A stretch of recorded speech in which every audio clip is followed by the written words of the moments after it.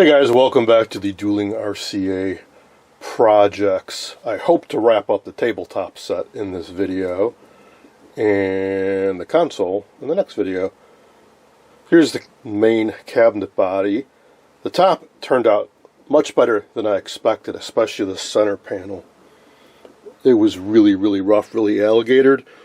What I did was, well, same thing I did on the top. I lightly sanded it down, put on some Howard Restorer finish, sealed it with shellac, couple coats of semi-gloss lacquer, sanded it, a couple more coats of semi-gloss lacquer, and here's how it turned out.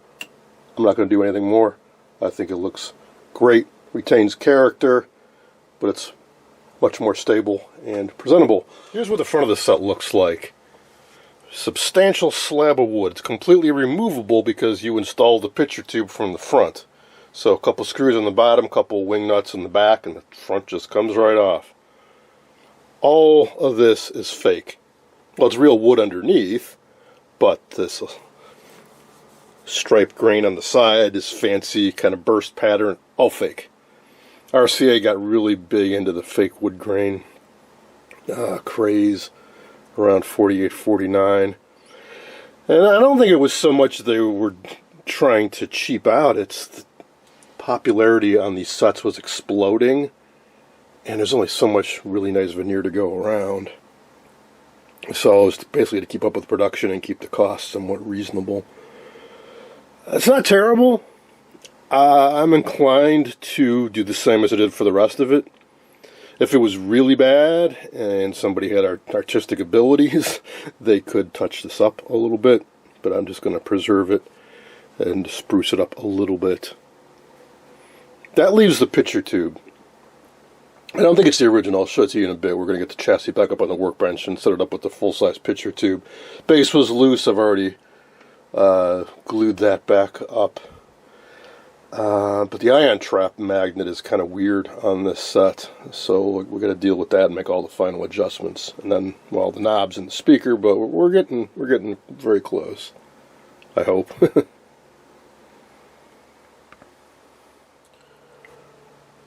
Well, this was a little unexpected and definitely works in our favor. It completely comes apart. Even this chunky piece, the faux wood grain, completely comes off, and the logo. Straighten out some pins on the back and it comes out. So, we can really clean it. So the logo will really pop with all that crud removed. This part is plastic, painted gold. It's in good shape though, so I wouldn't think about repainting it. The inner part that goes against the CRT is wood painted off-white. The channel indicator is a piece of plastic. It's held on by a metal clip. A whole lot of screws on the back that hold everything together. Oh yeah, and there's a piece of laminated safety glass that goes in between the plastic and the wood here to protect you in case the picture tube implodes. One thing that's curious is you could take this off, and aside from the holes, actually the wood grain goes right through. So you could give yourself a little bit different look there if you wanted to.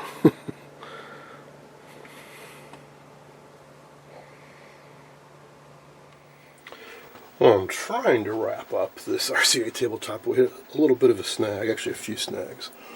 One, the speaker that came with it is completely fused.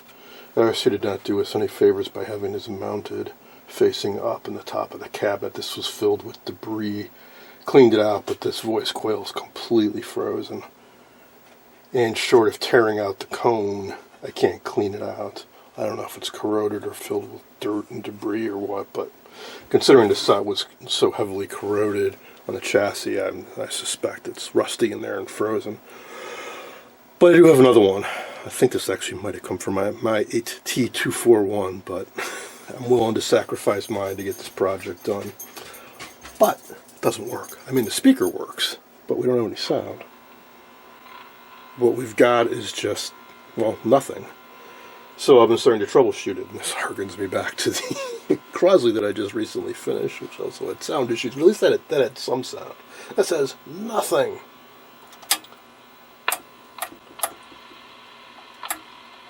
But that's what's so bizarre. If I go off channel, we do get some static.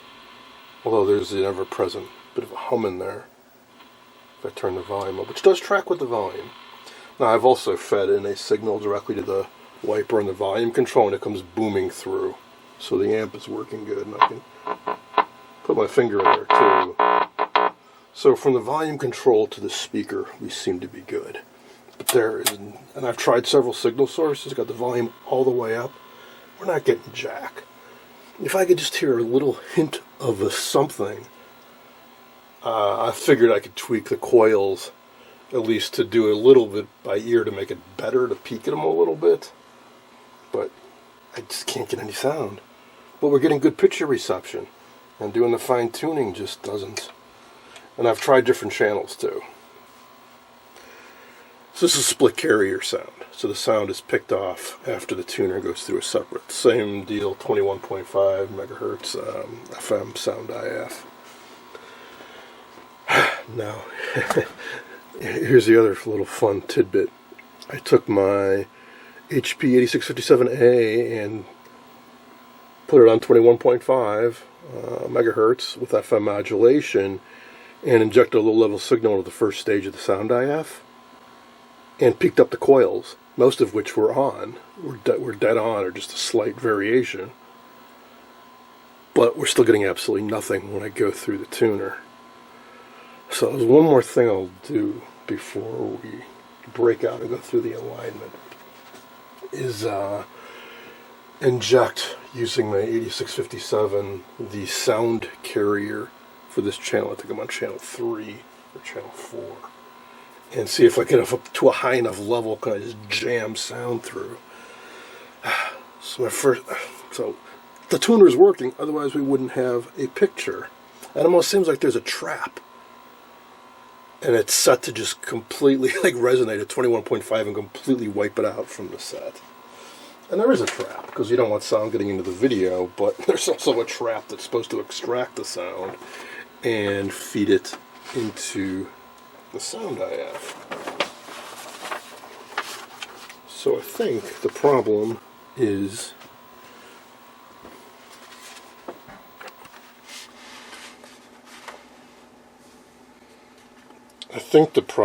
in here. So this is where I injected my signal, the grid of the first sound IF. And I peaked these for 21.5. And I got a nice clear tone coming out. And I know from the wiper to the speaker we're good. So I think all this is alright. But we're not getting anything here. And I've tried tweaking this. And I can go from one extreme to the other, and I never get a hint of anything coming out of it. So that's where we split off between the video and the sound. So I'm going to go through the alignment and try to hone in right away on adjusting this guy, the third sound IF. So the video is going through this 33 picofarad to the third pick IF. Actually, yeah, I should say, this is actually what I said wasn't quite incorrect. Typically these sounds split off the sound right after the tuner, but this actually, the sound and the video go through the first two stages together. And then there is they tapped the trap to pick off the sound. So we've got other traps on here, like this one at 27.25. When by trap I mean it's just a coil and a cap. It's a pure resonant circuit. It's there to tailor the response of the IF to give you a sharp drop off. It just sort of absorbs the energy, just sucks it out of the set. So that would be to block the adjacent channel from bleeding through. But in this case, we want to set this trap to 21.25. So that's supposed to resonate with this 47. And you pull the energy out, and it goes up that way. So, I mean, an obvious suspect is that 47 picofarad. Which I think is readily accessible. I think it's that guy right there. So that might be That might be worth checking out right now too. And I've also been checking for anything obvious, like a connection I forgot to solder or a solder blob that fell off. But as you can see, I don't really have to do anything in this area because there's just one paper cap over here, which is actually on the 6AV6 side. There are no paper caps. There's the first sound IF, second sound IF, and the discriminator coil in 6AL5. So we're getting, again, I injected a signal right here, and the sound came through all the way here. So I think the problem is in getting from this, which I believe is the second picture IF, getting from here, it's not getting from here to here. I guess one thing I can do is try injecting on the primary side of that coil. Anyways, yeah, that's where I'm at with that. A little bit frustrating. But it's also my own fault because all this time when I was restoring this, I never had a speaker connected. So otherwise, maybe this problem was there from the beginning, or maybe it got introduced somewhere along the line. I don't recall. Or I don't know because I didn't. Actually, I was wrong. That was a 33 picofarad going between the second and third. The 47 is actually on top of the coil. These traps are these black plastic coils on the top, and the caps are mounted externally, and they're ceramic, super reliable. So I kept at it, and the top is the trap adjustment. The bottom, well, adjust the primary, and I kept at it with that. And check it out. It was way off. So we have sound, but now that I went through and messed with stuff, I'm going to go through and do the whole alignment process. But there we go. It's crazy, just a few turns and we can go from absolutely no sound to really strong sound. That's how touchy these split carrier sets are.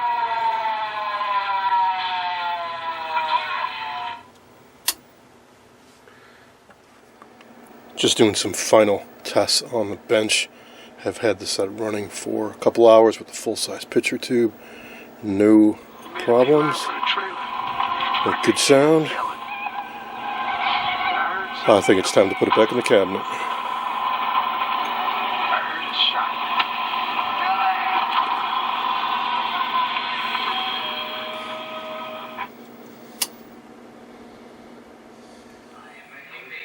And that, my friends, is that. Nice to get another one done. So that is going to be it for the RCA 8T241. I hope you enjoyed this, the restoration series on a classic. Well, I guess it was introduced in a late 48, but they made it into 49 10-inch black and white television. Thanks for watching.